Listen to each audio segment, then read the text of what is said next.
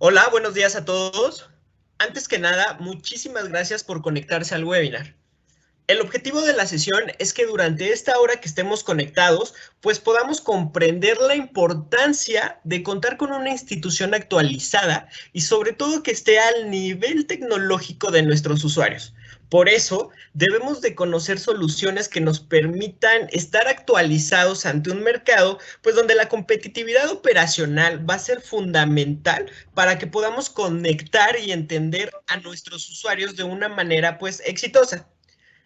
Les comento que, bueno, pues antes de comenzar pueden retomar los webinars anteriores en nuestro canal de YouTube. Lo pueden encontrar como Ignite Online Latam y también los invitamos a seguir nuestras redes sociales como Facebook y LinkedIn, donde, bueno, pues podrán encontrar futuros webinars que estaremos creando para todos ustedes. La idea es que podamos generar conocimiento. También los pueden encontrar estos canales como Ignite Online Latam.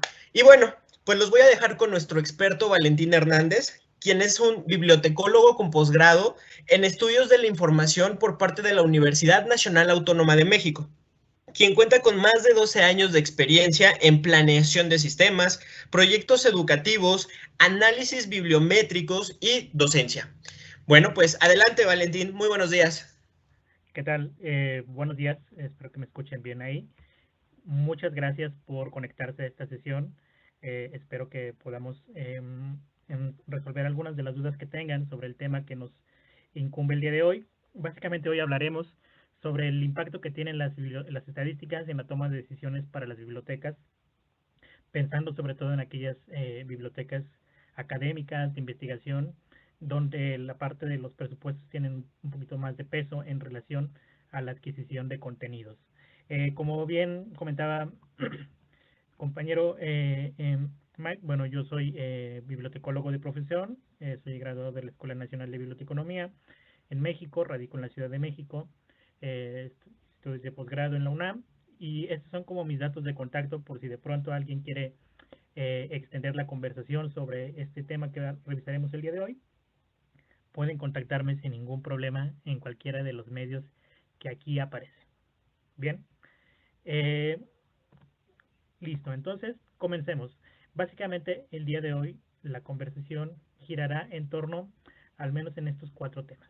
Por un lado, conversaremos sobre el papel de las bibliotecas, revisaremos el impacto que tienen las estadísticas en las colecciones físicas, la parte de medida del impacto en colecciones digitales, y platicaremos de una herramienta que como nosotros como Ignite trabajamos para la parte del acceso remoto y las estadísticas. Bien, espero que esta sesión sea de su agrado y sobre todo que encuentren utilidad en los temas que conversaremos a continuación. ¿Listo? La primera pregunta que uno tiene dentro de este tema es, ¿cuál es el papel principal de las bibliotecas? Sin duda, a lo largo del tiempo, las bibliotecas han tenido diversos roles a nivel social. Eh, Empezamos como un mero depósito de libros, tal como dice la etimología de la palabra biblioteca, que es depósito logos, depósito de conocimiento. Sin embargo, bueno, conforme han transcurrido los siglos, las bibliotecas han cambiado su relevancia dentro de la sociedad. Sin embargo, bueno, hoy en día con el tema de la tecnología en nuestras vidas bombardeándonos constantemente, pareciera ser que el papel de las bibliotecas ha cambiado o por lo menos se ha difuminado hacia otros rubros. Hablamos, por ejemplo, de espacios de conocimiento, hablamos sobre, por ejemplo, facilitadores de conocimiento, pero lo cierto es que las bibliotecas siguen manteniendo como su papel principal que han adquirido a lo largo del tiempo. De pronto, como ejercicio, podemos incluso hacer esta parte de contestar una breve pregunta que aparecerá aquí en el chat de ustedes eh, sobre cuál es el principal papel de las bibliotecas que ustedes consideran. Si quieren, damos un par de minutos en lo que habilita la pregunta y podrán ustedes ir observando cómo, cómo tenemos una percepción muy particular de las funciones de las bibliotecas en relación a lo que cada quien tiene en su experiencia cotidiana. ¿Listo? Bien, la pregunta ya aparecerá ahí en el chat. Podrán responderla e ir visualizando las respuestas que se van dando en función de la pregunta. Luego entonces, ¿cuál es la principal función de las bibliotecas? Bien, si resumiéramos todo lo que hace una biblioteca a lo largo del tiempo, bueno, caeríamos en cuenta que la principal tarea o el objetivo principal de cualquier biblioteca, principalmente académica y de investigación, es la satisfacción de necesidades de información. Es decir, uno provee servicios, uno construye colecciones, uno diseña espacios, con el fin único de satisfacer las necesidades de información de una comunidad en particular. Por ejemplo, una universidad trata de satisfacer las necesidades de información del entorno académico que lo rodea. ¿Bien? Valentín, ¿Sí? perdón que te interrumpa. Lo que pasa es que nos comentan que el audio está un poco bajo. Entonces, a ver si puedes a apoyarnos ahí con el tema de tu audio. Ok, a ver, voy a tratar de hablar un poquito más alto. ¿Se escucha ahí? Está perfecto, está mucho mejor. Muchas gracias. Perfecto, gracias por la observación. Bien, como les decía, el objetivo principal de cualquier biblioteca académica de investigación es sin duda satisfacer necesidades de información. Si bien este es un concepto bastante abstracto, lo cierto es que toda la tarea de la biblioteca ronda en función de esta tarea, o sea, de este deber. Sin embargo, satisfacer necesidades de información no es una labor sencilla. Pensemos que las bibliotecas tienen usuarios con intereses, necesidades y características muy particulares, distintas e incluso contrastantes. Por otro lado, la biblioteca tiene recursos limitados en cuanto a servicios, recursos de información impresos, electrónicos y personal que labora en ella. Se dan cuenta, por un lado, la biblioteca tiene un espectro de alcance muy limitado para atender a una población que puede ser tan diversa y contrastante, y no solo eso, sino que en realidad sus necesidades van cambiando a lo largo del tiempo.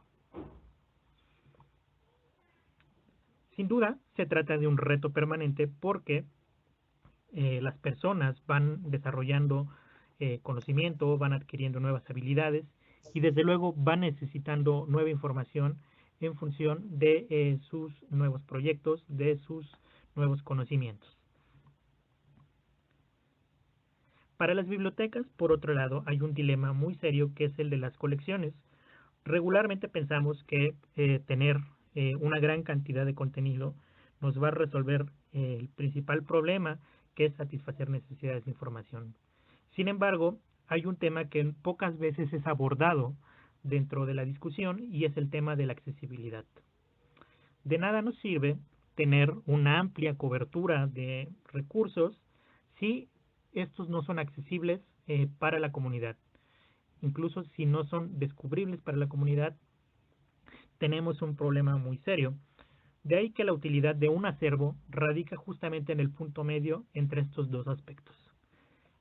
Necesitamos tener una buena cobertura de información, es cierto, por esta característica de la población tan diversa, pero también necesitamos que sea accesible para toda la comunidad. Si este elemento no se da, es muy probable que nos estemos enfrentando a un bajo uso de los recursos de información.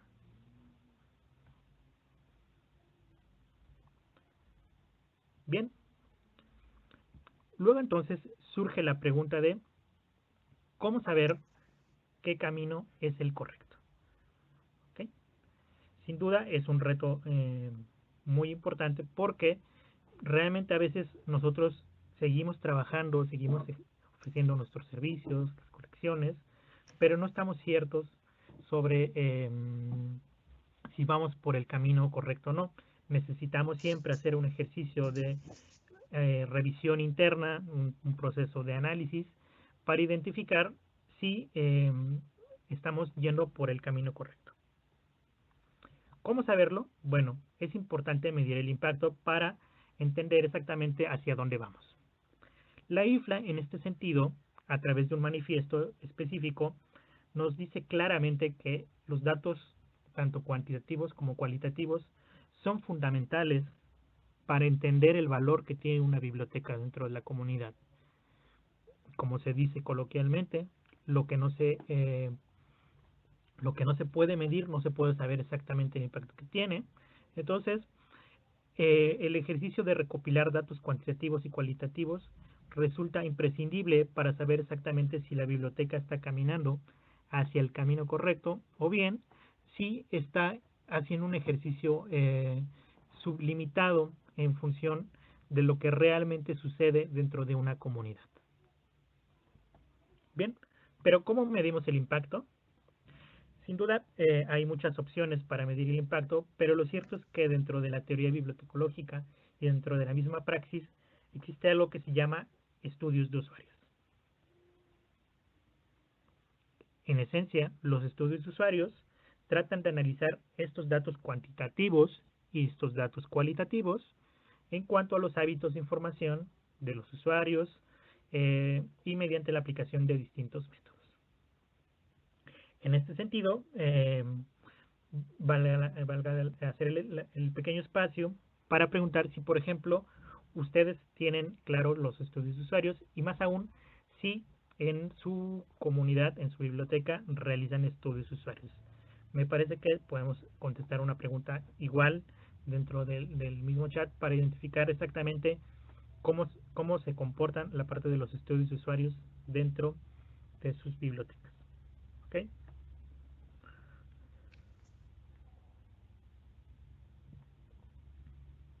Bien, ahondemos un poco en los tipos de estudios de usuario. Como ya dijimos, la biblioteca tiene dos datos que medir, cuantitativos y cualitativos, y en este sentido tenemos dos tipos de usuarios, estudios de usuarios. Desde luego, en la teoría podemos encontrar que hay muchas clasificaciones de los estudios de usuarios. Podemos encontrar diferentes perspectivas para realizar estudios de usuarios, pero lo cierto es que básicamente estos se pueden dividir en función del tipo de información que recopilan, de aspectos cualitativos y de aspectos cuantitativos. Los aspectos cualitativos tienen que ver con la percepción que tienen las personas del servicio que reciben de una entidad, en este caso la biblioteca.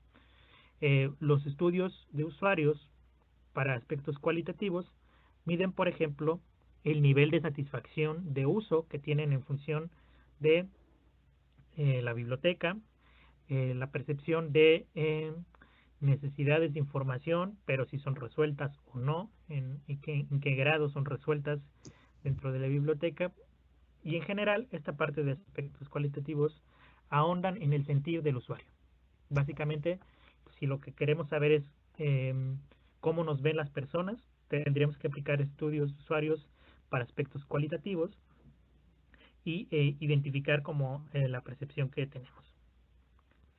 Por otra parte, tenemos los aspectos cuantitativos, donde medimos de manera muy puntual a través de indicadores o a través de datos cómo se comporta el consumo de información dentro de la comunidad. Es decir, básicamente hacemos una recopilación de data, hacemos un análisis estadístico y tratamos de identificar tendencias en el comportamiento o en la búsqueda de información, pero a nivel de consumo. Es decir, qué fuentes, qué recursos se están utilizando más, qué tipo de usuarios, por ejemplo, están accediendo más a los recursos de información, etcétera. Luego entonces, en la realidad en la que nos encontramos inmersa, la parte de los aspectos cuantitativos es sin duda una de las más importantes para nuestras autoridades o para las personas que son quienes proveen los recursos financieros para una biblioteca. Es decir, si bien la parte de la percepción del usuario a nosotros nos ayuda a desarrollar mejores servicios, lo cierto es que la parte financiera se basa fundamentalmente en aspectos cuantitativos de información.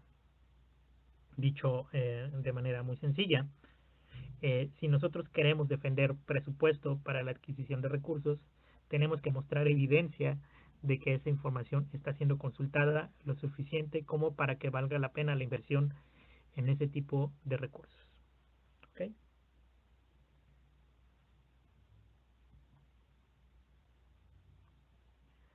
Bien, luego entonces vamos a revisar la importancia de las estadísticas y de los datos cuantitativos. ¿Okay? Cuando hablamos de la importancia de las estadísticas y de los datos cuantitativos, en realidad estamos hablando de estos aspectos. es decir, de visibilizar qué tan importantes son los servicios bibliotecarios dentro de una comunidad. Las estadísticas nos van a ayudar a defender esa parte, nos van a ayudar a defender el presupuesto a través de un análisis de un retorno de inversión, costo-beneficio, pero también nos ayudan a identificar estrategias que nos permitan mejorar el acceso a los recursos de información.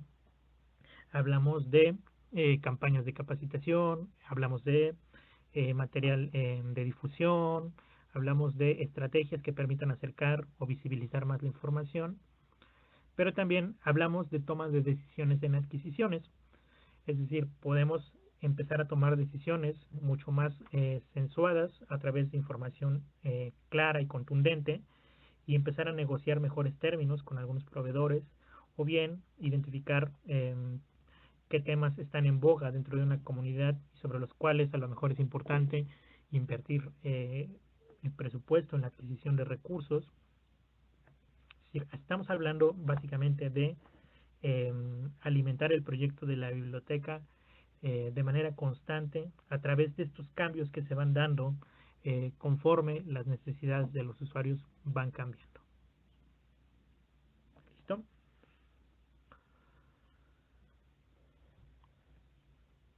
Bien. Una de las cosas que llama la atención dentro de las bibliotecas y que yo he observado, al menos en mi experiencia, laborando en bibliotecas universitarias, es que hay una concentración de títulos muy peculiar. De pronto, para quienes conocen un poquito de las leyes de la bibliometría, existe una ley que se llama la ley de Bradford sobre la dispersión de contenidos en revistas principalmente, y esta ley habla de que un reducido número de editores o de revistas concentran el mayor número de artículos que se publican dentro de una rama del conocimiento. Es decir, unos cuantos acaparan como la mayoría del conocimiento dentro de una temática en particular. Dentro de los acervos, esto puede ser algo que se pueda estar presentando de manera constante y nosotros no darnos cuenta. Si de pronto ustedes hacen un análisis de su acervo, si sacan la lista de, por ejemplo, los títulos que se han prestado en el último año, es posible que puedan identificar algunas tendencias en cuanto a la concentración de títulos. Por ejemplo, en mi experiencia he encontrado bibliotecas donde hasta el 50% de los préstamos sobre una temática en particular o incluso a nivel general del acervo se concentran en el menos del 10% de los títulos. ¿Okay? Que sería el núcleo o el punto A dentro de la imagen que vemos. En un siguiente nivel tendríamos, por ejemplo, que hasta el 30% de los préstamos se pueden concentrar en menos del 40% de los títulos. Y en un hipotético nivel C podríamos encontrar que hasta el 20% de los préstamos se encuentran en menos del 50% de los títulos. ¿Qué quiere decir? Que muy probablemente gran parte de la información que se consulta en una biblioteca está centrada en un reducido número de materiales en función de una temática y que esto está causando que otros títulos tengan un menor nivel de uso o que no sean tan visibles para una comunidad. Hay muchísimos elementos que se pueden tomar en cuenta para que este fenómeno se presente, desde por ejemplo las bibliografías básicas que tienen las asignaturas de curso, desde por ejemplo las recomendaciones de un académico o de un profesor en función de autores preferidos, libros preferidos como tal. Bien, también la disponibilidad de ejemplares de títulos en función de otros. A mayor número de títulos probablemente tengas mayor préstamo, pero al final, si observamos, muy probablemente necesitemos mejorar estrategias de difusión para revertir como ese tipo de situaciones que pueden ser recurrentes dentro de las bibliotecas. De pronto no sé si hacen el ejercicio, intenten hacerlo, bajen una lista, por ejemplo, del sistema de gestión bibliotecaria, hagan el análisis a través de Excel, de Access, y identifiquen si se presenta este fenómeno dentro de su comunidad.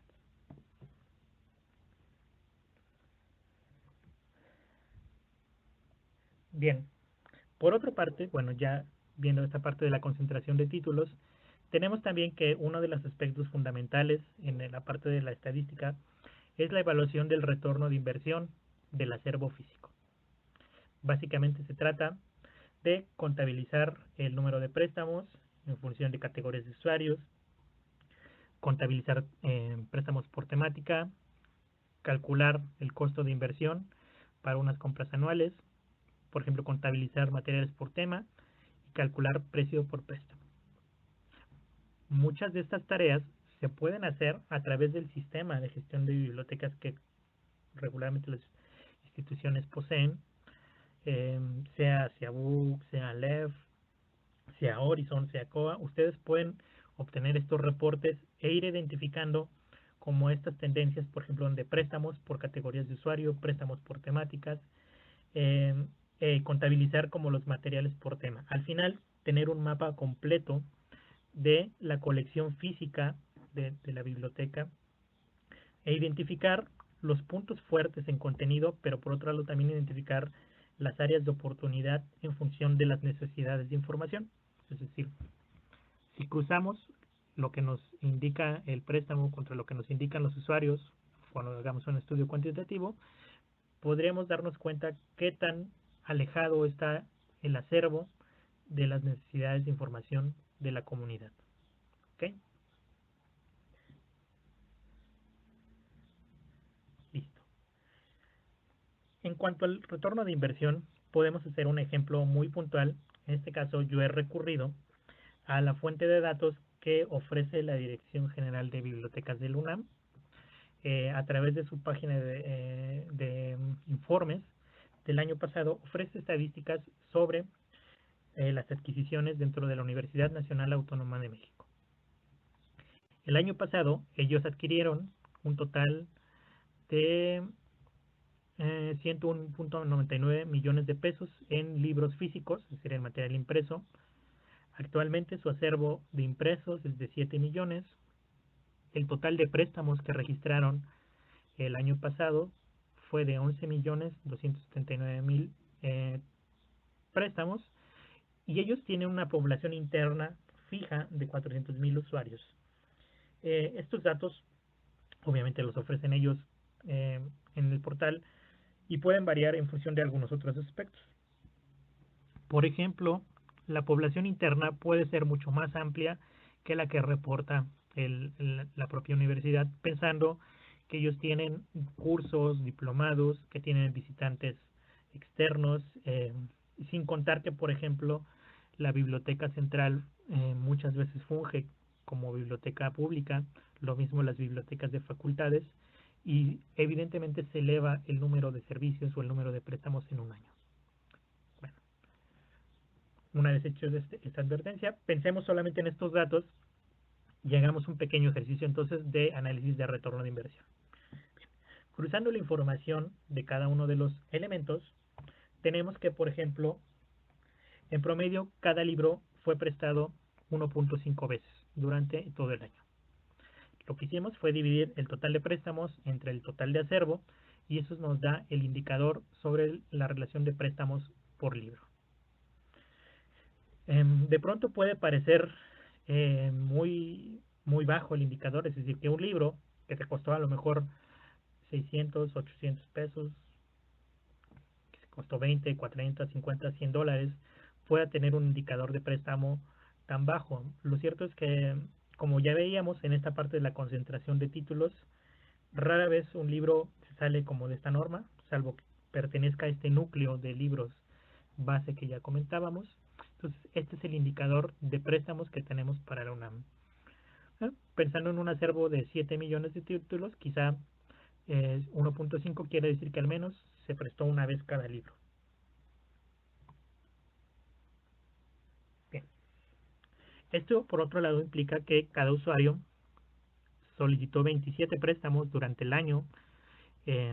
Básicamente hacemos la ecuación de préstamos entre población fija. 27 préstamos para un año indica que durante todo el ciclo escolar, comprendiendo los 2 semestres, cada alumno fue a la biblioteca al menos 27 veces y pidió un libro prestado. Puede ser un indicador bajo, puede ser un indicador alto, eso lo determinarán las propias características de la institución, pero bueno, de entrada estamos de acuerdo en que 27 préstamos puede ser un buen dato a nivel de institución. Y finalmente, si consideramos el presupuesto entre el número de préstamos, a la universidad cada préstamo de libros le costó 8.96 pesos. Es decir, ellos tenían un presupuesto de 100 millones, lo dividimos entre, no es entre la población, es entre el total de préstamos, en realidad aquí debería decir préstamos, y eso nos da un costo de 8.96 pesos. Si hacemos este ejercicio de manera constante, podremos identificar qué tanto se eleva el costo o no de un préstamo en la institución. Y por último, pero no menos importante, es la parte del análisis del retorno de inversión. A diferencia del resto de los datos que yo pude calcular haciendo como ecuaciones simples, dividiendo los elementos, el análisis del retorno de inversión toma en consideración un aspecto que no es fijo y se trata de el precio de venta o el precio que uno le pone a los servicios o al préstamo de un material. Este precio de venta regularmente se calcula en función de los libros que más se prestan y se saca el promedio del precio. ¿Qué quiere decir? Si tenemos 20 libros, por ejemplo, y los más prestados son 5, y el costo promedio de esos 5 libros es de 30 pesos, 50 pesos, 20 dólares, 30 dólares, 10 dólares, se tasa eso como costo promedio o como costo de venta al público. ¿Okay? Este costo de venta generalmente no incluye hacer el cálculo de, por ejemplo, cuánto cuesta la fracción de el salario de un bibliotecólogo, el costo de mantenimiento de las instalaciones de una biblioteca. Es decir, este costo de venta ni siquiera considera esos elementos y sin embargo puede ser un factor bien interesante para calcular si realmente la biblioteca está siendo productiva o no. Para este ejercicio hemos dado al precio de venta del público un valor de 10 pesos mexicanos, que es equivalente a medio dólar tentativamente, y entonces hicimos el cálculo de el total de préstamos multiplicado por el costo de venta dividido entre el total de gasto, que fue el de los 100 millones de presupuesto para la compra de materiales, y multiplicado por un 100%. Al final identificamos que dándole ese costo de venta mínimo, las bibliotecas del UNAM tuvieron, por decirlo en términos generales, una ganancia del 11.56% en función del dinero invertido. Es decir, desde luego no se trata de que las bibliotecas están cobrando por los préstamos, pero este indicador nos permite demostrar que, por ejemplo, el dinero se está invirtiendo correctamente, que está siendo aprovechado de manera efectiva y que si tuviéramos el hipotético caso de vender los servicios a un precio de 10 pesos, generaría un margen de ganancia o de recuperación del 11%. Es decir, generaría tentativamente más de 11 millones de pesos mexicanos como ganancia.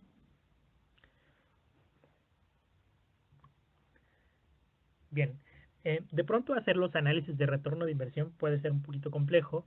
Existen algunas alternativas que pueden ayudar a identificar cómo tasar el precio de retorno de inversión para materiales físicos. Por ejemplo, tenemos este portal que se llama el valor de las bibliotecas.es, donde básicamente las bibliotecas públicas de la Comunidad de Navarra hicieron el ejercicio de construir indicadores para saber si las bibliotecas públicas estaban aprovechando correctamente los recursos presupuestales que se destinaban para los usuarios.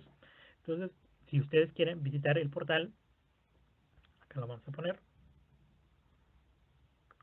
realmente trae información muy interesante, trae la metodología utilizada para hacer el análisis, pero también trae los indicadores que ustedes pueden aprovechar para replicar como un ejercicio de análisis de retorno de inversión. Por ejemplo, ellos tienen acá el archivo, el valor de los préstamos, y donde hacen justamente esta revisión de qué tanto cuesta un préstamo y cuál es el total de ganancia en función de los préstamos realizados durante el periodo anterior. ¿Ok? Entonces, esta es la dirección. Si quieren apuntarle el valor de las bibliotecas, .es, aquí se encuentra esta información. Y también, bueno, regresando a nuestra presentación, tenemos este otro recurso que se llama LRC Libraries Calculators, que básicamente nos permite calcular el retorno de inversión con una calculadora en línea o a través de una plantilla en Excel. Y tenemos algunas calculadoras de retorno de inversión. Ok, listo. No sé si los que están en Ciudad de México tienen un tema, parece que está temblando acá en Ciudad de México. Entonces, si quieren, pausamos un momento la transmisión. Nosotros ya podemos continuar con la sesión. Parece que solo ha sido un susto dentro de la que cabe en la Ciudad de México. Bueno, acá tiembla regularmente fuerte algunas veces, pero parece ser que no ha pasado a mayores. Espero que ustedes, los que se conectan de Ciudad de México, también se encuentren bien.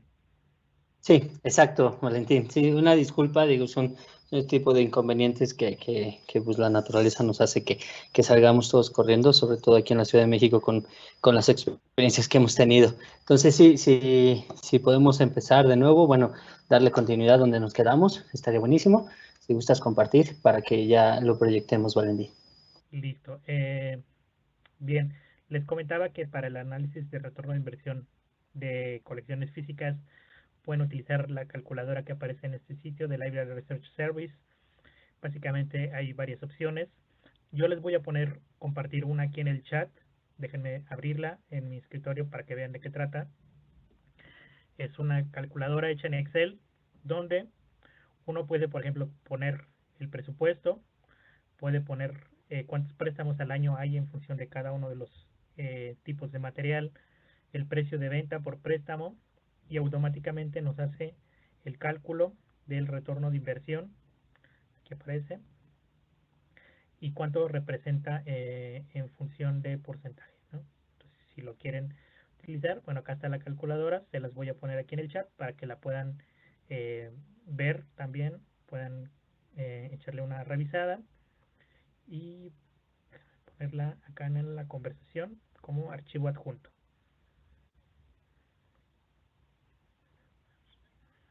De todas formas, al finalizar este webinar estaremos recopilando toda la información que Valentín les ha mostrado, tanto la presentación, la grabación de este video, este tipo de documentos, y se los estaremos compartiendo a todos por correo electrónico. Claro, así es, Rodolfo. Igual, si gustan ir como contestando las preguntas que vamos poniendo en el chat, creo que será bien interesante como ejercicio porque al final podría ilustrarnos qué tanto hacen ustedes métricas o como en comparación con otros colegas de otros lugares. ¿Listo? Bien. Entonces, continuando con la parte de la presentación, bueno, tenemos estas dos herramientas para hacer el análisis de retorno de inversión para colecciones físicas. Bien, ¿qué pasa entonces con el acervo digital? Bien, a diferencia del aspecto físico, que el sistema de gestión de bibliotecas generalmente nos trae los datos y estos se encuentran homologados para los recursos físicos, en el caso de los recursos electrónicos no siempre es posible aplicar la misma métrica. ¿Por qué? Bueno, si se observan, tenemos una gran cantidad de proveedores de contenido, pero cada uno utiliza plataformas, metodologías y elementos distintos para proveer el acceso al contenido digital. ¿Listo? Tan solo para consultar libros electrónicos se utiliza un método de acceso diferente al de artículos de revista, al de bases de datos de objetos digitales. Entonces, evidentemente aplicar la misma métrica puede no ser lo más adecuado cuando hablamos de recursos digitales.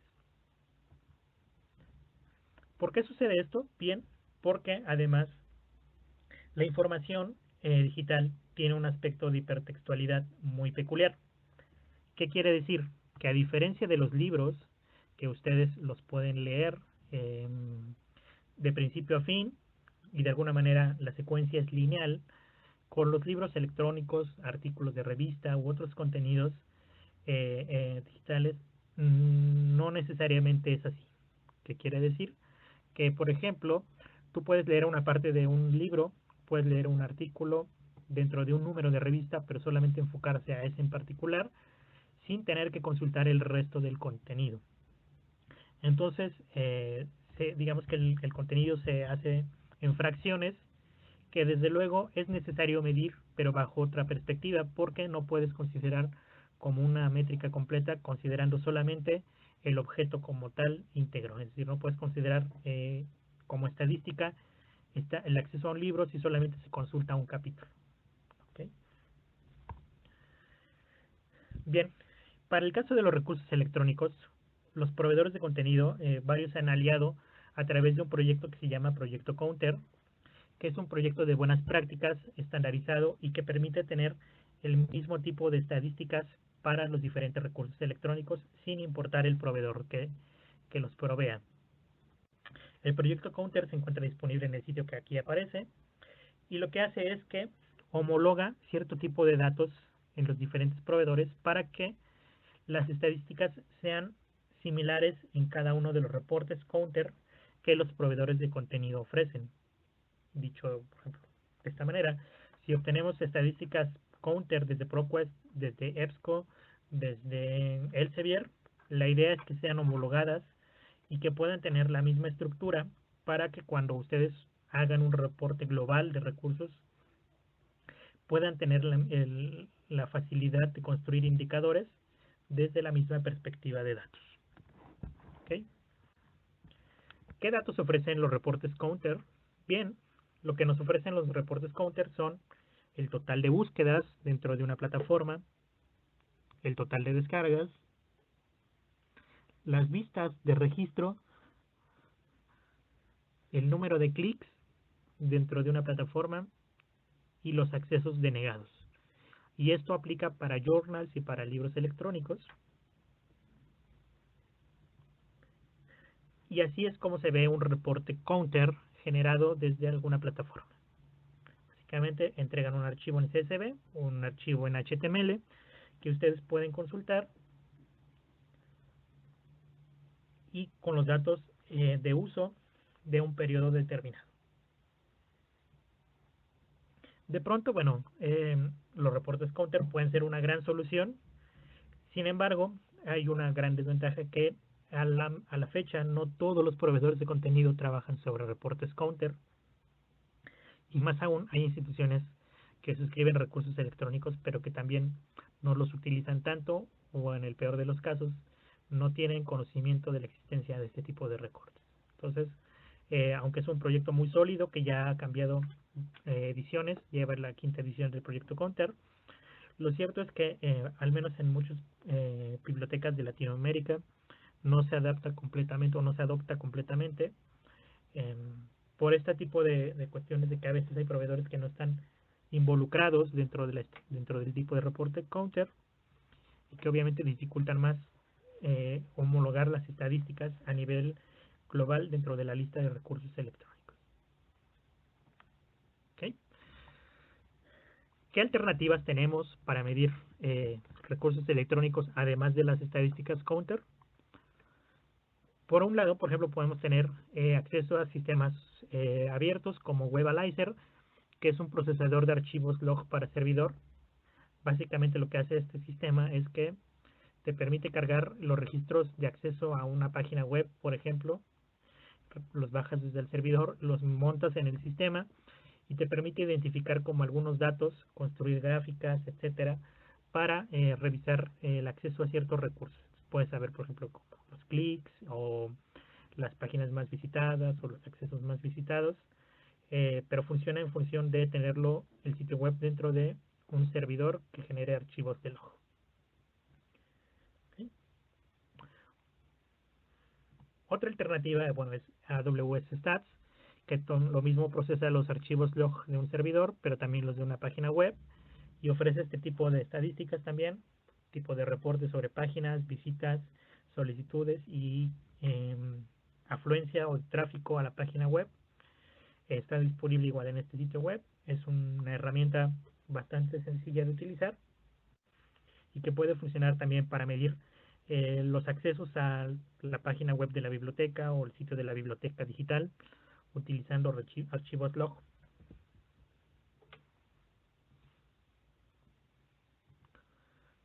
De igual manera, bueno, hay quienes empiezan a utilizar Google Analytics como motor de análisis de biblioteca digital.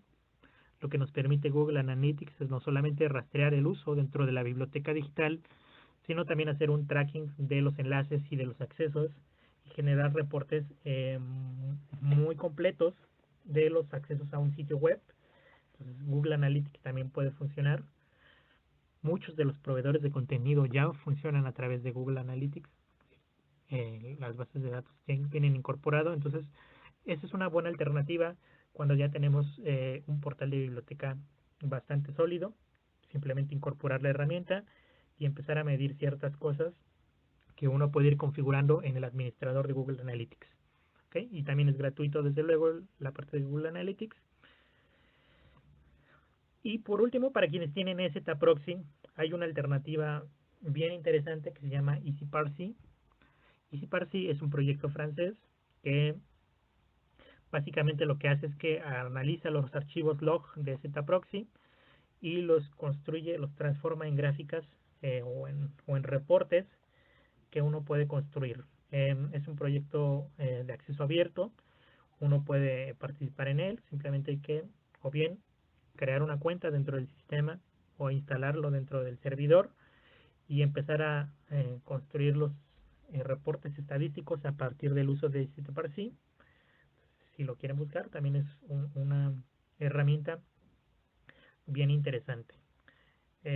A este punto, bueno, quisiera agregar una pregunta que si nos ayudan a responder dentro del chat puede ser bien importante para nosotros, y es si ustedes confían en las estadísticas que proveen sus proveedores de contenido. ¿Qué tanta confianza le tienen?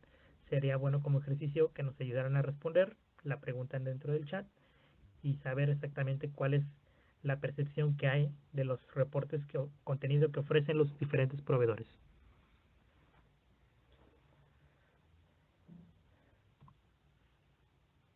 Bien.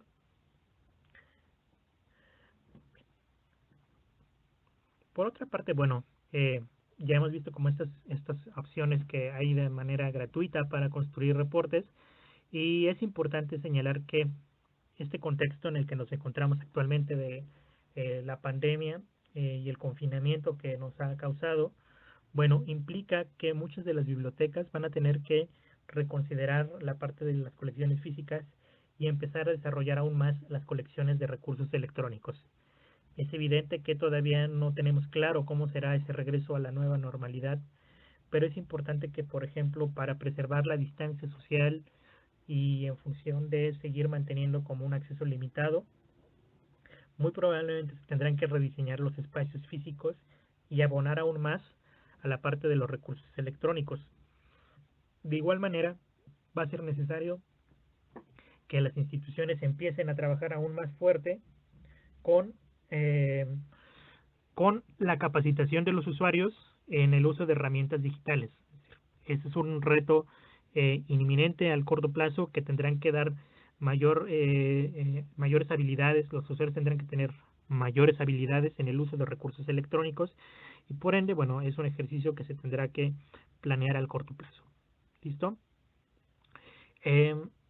Bien, factores que pueden incluir en un bajo uso. Ok, Ya planteamos algunas estadísticas para el nivel físico, ya planteamos estadísticas para recursos electrónicos, su importancia. Lo que no hemos planteado es, al menos en el recurso electrónico, por qué pueden haber un bajo uso en el acceso a la información digital. Entre los elementos más comunes, desde luego podemos tener una falta de promoción, desde luego a lo mejor la selección de los recursos electrónicos no es la apropiada o no cumple con las necesidades de información de los usuarios. Puede ser la falta de capacitación, de pronto los usuarios no tienen las habilidades para consultar una base de datos, descargar contenido, identificar fuentes valiosas. En menor medida quizá la adopción tecnológica. Puede ser también las limitaciones que puedan tener los usuarios, es decir, tecnológicas, es decir, no tener una computadora en casa, a lo mejor no tener un teléfono móvil tan sofisticado, pero dentro de los procesos de investigación que nosotros hemos llevado a cabo, nos hemos dado cuenta que uno de los aspectos que más incide en el bajo uso de los recursos es el acceso poco transparente a la información. Y cuando decimos acceso poco transparente, nos referimos a que regularmente cuando un usuario se enfrenta a una biblioteca digital, a una lista de bases de datos, tiene que gestionar múltiples cuentas, tiene que enfrentarse a un listado de recursos dispersos y en menor medida tiene que sortear el acceso remoto a las bases de datos.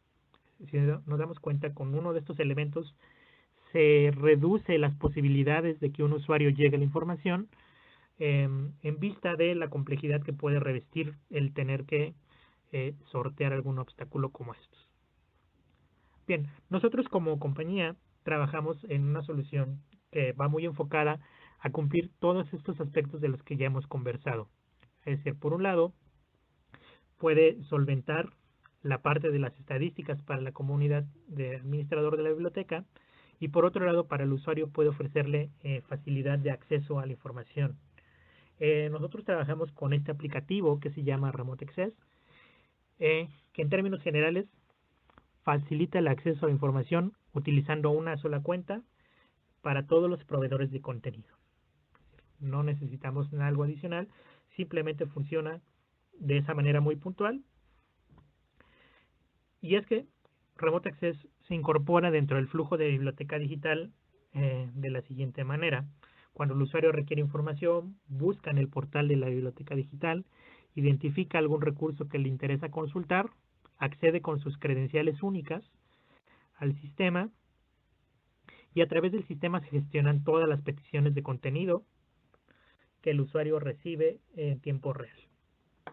Una vez que le accede, puede consultar todas las bases de datos sin mayor problema.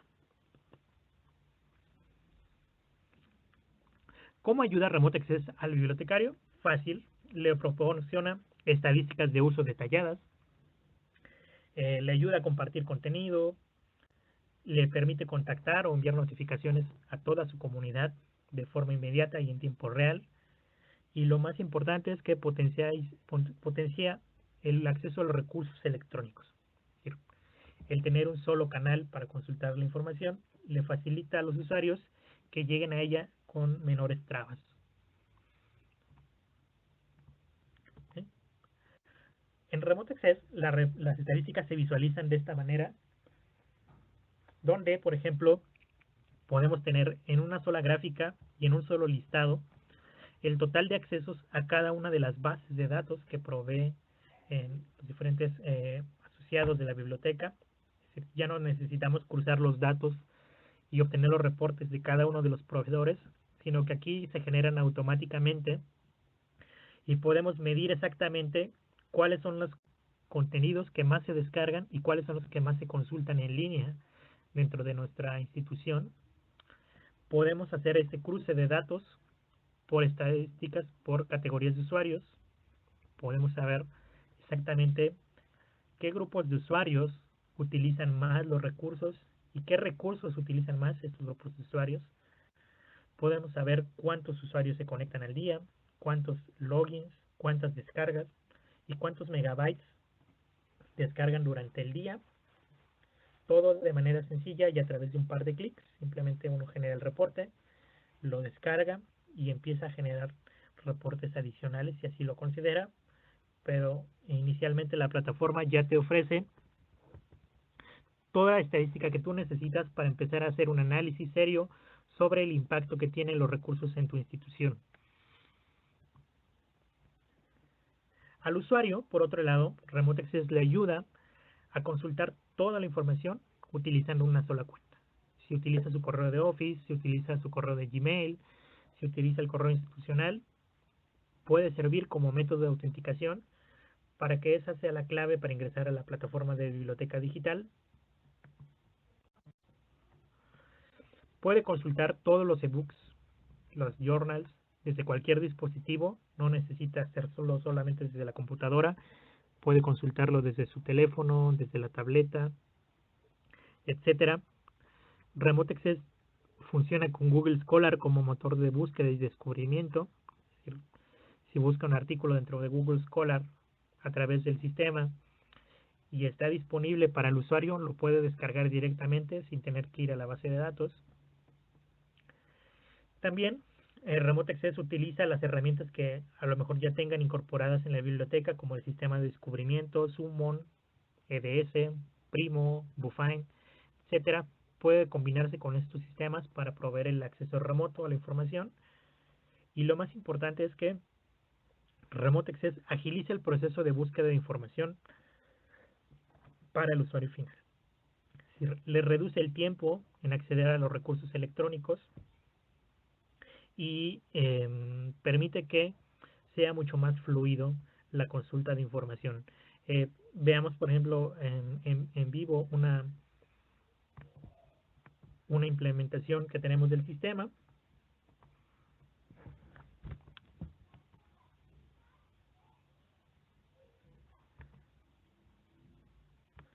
Por ejemplo, nosotros trabajamos con el Consejo Nacional de Ciencia y Tecnología en México a través de esta herramienta. Lo que hacen es que ellos tienen ya un portal de biblioteca diseñado para más de 200 instituciones. Entonces, simplemente el sistema funciona detrás de este portal. El usuario coloca sus credenciales y puede buscar cualquier contenido o acceder a cualquier contenido que él suscriba directamente en su institución. Por ejemplo, voy a recursos de mi institución y yo puedo consultar las diferentes bases de datos utilizando un solo clic, ¿no? Yo aquí estoy ya en ICS y por ejemplo puedo ir a alguna otra de las plataformas. Por ejemplo, puedo ir a Web of Science, puedo ir a BioOne. Se puede ir cambiando de recurso en función de lo que yo necesite para investigación, pero también podría buscar yo en el motor de búsqueda que la institución suscribe, en este caso Summon, identificar algún contenido y descargarlo.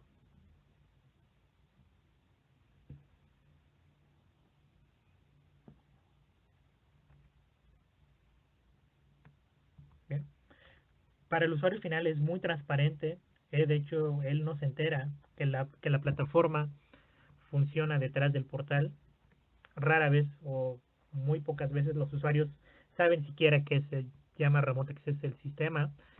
Y por otro lado, para el administrador es muy sencillo porque él tiene un portal especializado donde hace todo este tipo de gestiones y donde, por ejemplo, tiene el acceso a las estadísticas de uso. Y en este caso, como tenemos para esta implementación muchísimas instituciones, las estadísticas se visualizan de esta manera: por día, con gráficas de usuarios, logins, descargas, filtradas por la institución. Por ejemplo, aquí tenemos que esa institución es la que más utiliza los recursos electrónicos, junto con esta y esta, donde incluso sabemos cuál es el contenido que más se consulta. En este caso, Science Direct, Springer, Clinical Key, Triple E, o cuál más se lee en línea, que es ScienceDirect, Springer, Summon, Clinical Key, Triple y que podemos descargar los reportes directamente, lo que les decía, a un archivo en Excel y construir estadísticas adicionales.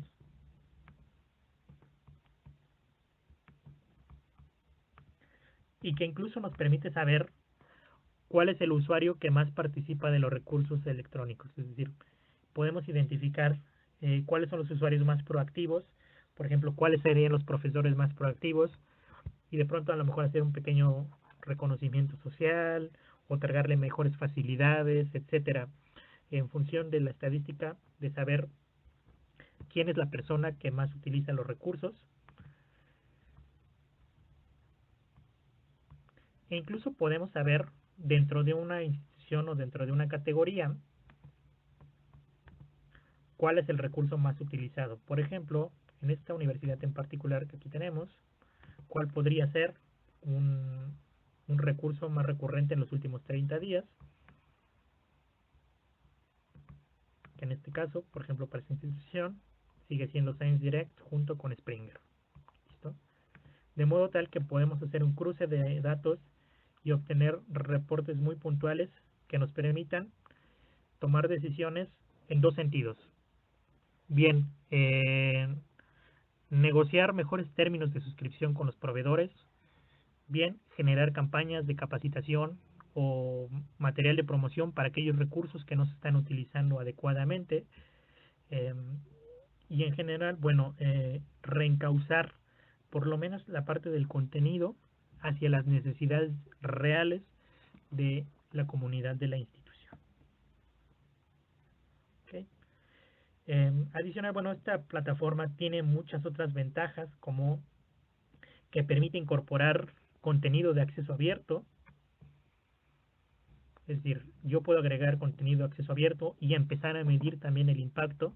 Básicamente solo tengo que colocar el nombre, la URL del acceso y el nombre del dominio, y yo empezaré a medir también qué tanto se utiliza dentro de mi comunidad. Y esto me habilita la posibilidad de tener no solamente métricas del acceso suscrito, sino abierto, de una revista, de un portal de videos, de una página web, de un diario quizá, o de una página oficial, y también medir qué tanto se comporta el acceso. Incluso puedo tener aquí el enlace al catálogo en línea y medir también cuántos accesos van teniendo desde la plataforma, ¿no? Incluso si tengo libros electrónicos cargados en los registros, al incorporarlo a la plataforma puedo darle acceso a esos contenidos con un solo clic, sin tener que el usuario regrese a la base de datos, sino que desde el mismo catálogo le permite ingresar a los contenidos dentro de los registros MARC. Bien, en términos generales, bueno, la presentación del día de hoy básicamente está enfocada a mostrar como estas opciones de estadísticas desde la perspectiva del acervo físico, algunas opciones para el acceso digital, el análisis de retorno de inversión. El tiempo en realidad es muy corto para discutir a profundidad algunos otros aspectos y que nos podrían tomar un par de horas incluso para solamente definir alguno de ellos. Sin embargo, bueno, de mi parte es esto. Yo quiero agradecerles puntualmente por su atención, por el tiempo que nos han dedicado, por dedicarle una mañana a escuchar nuestra conversación. Una disculpa por el incidente que tuvimos. A veces uno prevé, pero lo cierto es que la naturaleza es muy sabia y bueno, en este caso nos ha tocado un poco el susto, pero sin mayores consecuencias que las que dilatar un poquito más la conversación. De mi parte, puedo agradecerles, creo que estaremos abiertos a preguntas y los dejo con esta pequeña captura de la Ciudad de México tomada desde el aire. Muchísimas gracias y creo que abrimos los micrófonos para las preguntas. Sí, Sí. dale. Adelante, Rob. Venga. No, bueno, nada más ahí rápido, ver unas que vi aquí rápido y aprovechando el cierre del tema, justamente Valentín, nos preguntaban si mediante esta herramienta ya no es necesario ese proxy, si funcionaría como un medio de autenticación y estadísticas de uso, y también nos preguntan qué tan difícil es licenciar este tipo de herramienta y qué tan costoso es para la institución. Perfecto. Sí, justamente lo que hace esta herramienta es que reemplaza por completo a ZProxy. Además, ustedes no tienen que instalar nada. Es un sistema que se ofrece como software, como servicio. Quiere decir que ustedes simplemente lo contratan y no instalan nada más. ¿Sí? De este lado se hace la configuración completa y realmente es muy económico el servicio. Es decir, un par de libros, un par de una suscripción a una revista puede ser mucho más caro que, que la suscripción a una herramienta de este tipo para toda la comunidad. ¿A qué voy? A que, por ejemplo, el costo por usuario puede ser de menos de medio centavo, no, de menos de 50 centavos de dólar por usuario, ¿no? Que obviamente ya en perspectiva convertida a la moneda local realmente es muy económico. Perfecto. También nos preguntan si se pueden publicar los resultados de una página web, ya sean actualizados automáticamente. Sí, es posible medir el qué tanto se utiliza una página web desde este sistema, se hace la métrica y automáticamente se visualiza casi en tiempo real. Tiene un desfase de tiempo de 15, 20 minutos, cuando más, pero es posible hacer eso también. Perfecto. Y bueno, también nos preguntan si existe alguna forma en que pueden probar remote para sus bibliotecas. Y bueno, si es así, bueno, buscarían como hacerlo más personalizado y sobre todo cómo es el acercamiento pues con nosotros. Ok, dependiendo del país en el que nos contacten, nosotros tenemos colegas comerciales que sin duda se pueden poner en contacto con ustedes. Actualmente sí podemos ofrecerles un demo estandarizado para que prueben la herramienta sin ningún compromiso de compra, que puedan medir qué tanto les puede ser de utilidad. Básicamente simplemente tendrían que pues dejarnos sus datos de contacto y nosotros lo hacemos llegar a la persona adecuada. Perfecto. También nos preguntan si Remote Access permite agregar las colecciones físicas para poder realizar estadísticas de uso. Por ahora solo se puede agregar la parte del catálogo como sistema para medir. En realidad no mediría los préstamos internos dentro del sistema, simplemente cuántas personas visitan el catálogo en un determinado tiempo.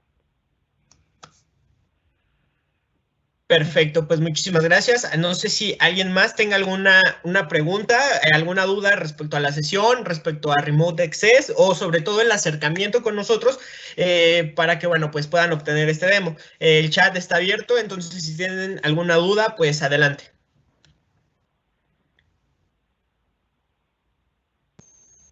Por ahí ya tenemos otra pregunta de Cristian. Ellos nos comentan que tienen muchos recursos de derecho, Hein Online, Thomson Preview y Westlaw, Vilex, etcétera. Pregunta si son compatibles con el sistema de estadística. Sí, la mayoría de los recursos son compatibles. Técnicamente un 99% de los recursos son compatibles y es posible obtener estadísticas, ¿no? Entonces, sí, yo pensaría que estos que menciona como son de editores pues realmente ya consolidados, con mucho más razón se pueden medir.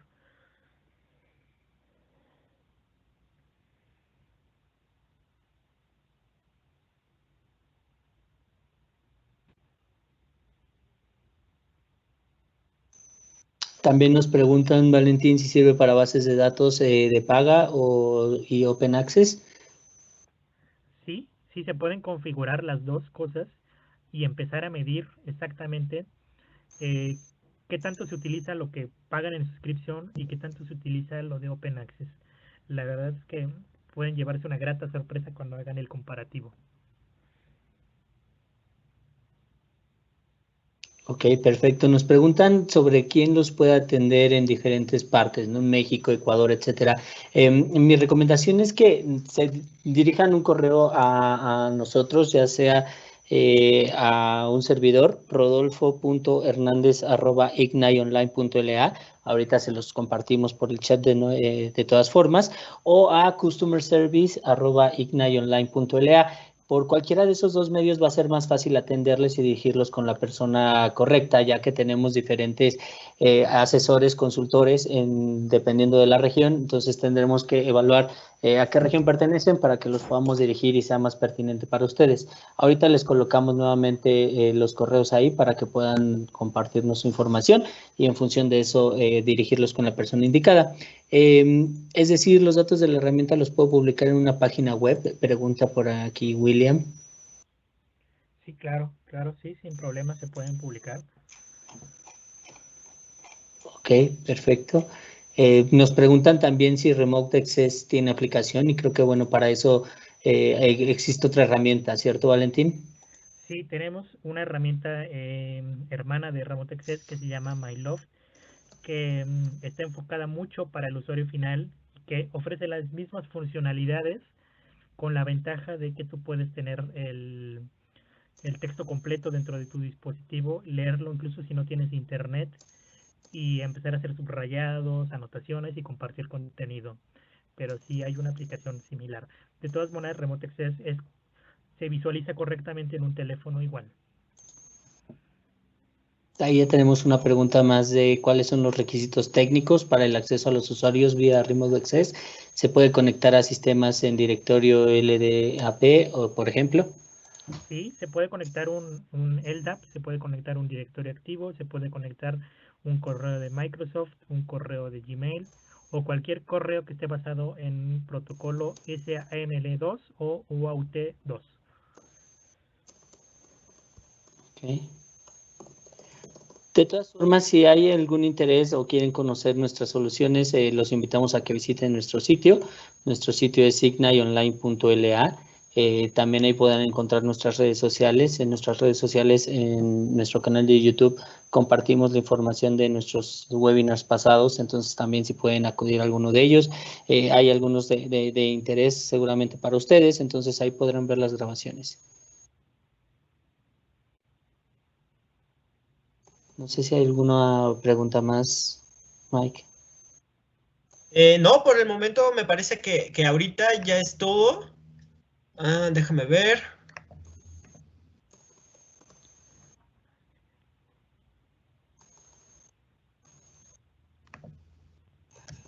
Ok.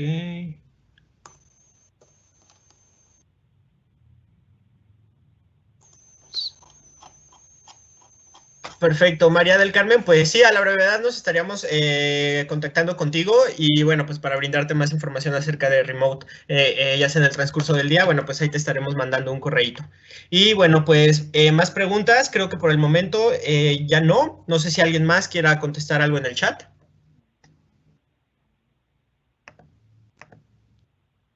Por ahí teníamos un comentario de Rafael Vega, nos dice que él recomienda Remote para sus reportes de estadísticas, lleva usándolo más de 2 años y es una maravilla, lo recomienda desde su experiencia en el departamento de compras. Muchas gracias.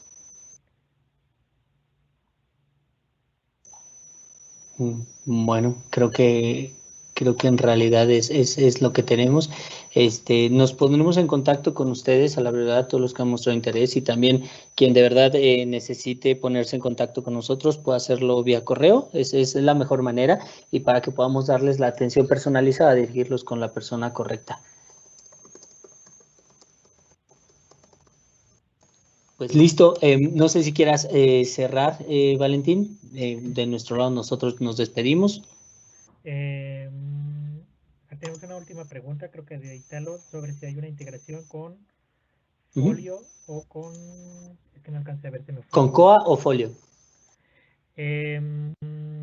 Sí, se puede integrar completamente para que los registros, en el caso de COA, para que los libros electrónicos se accedan desde el catálogo pasando por Remote Access o bien desde Remote Access mismo llegas al catálogo y ya no tengas que loguearte para los libros electrónicos Y en el caso de Folio también, es decir, en el apartado de recursos suscritos digitales, se puede también configurar para que se utilice Remote Access. Listo, creo que ahora sí ya con eso se terminan las preguntas, podemos dar por finalizado. Pues muchas gracias por el tiempo nuevamente y pues me disculpo por este incidente que tenemos y pues que espero que estén muy bien y seguiremos en contacto por acá. Perfecto, gracias a todos, buen día. Buen día, hasta luego.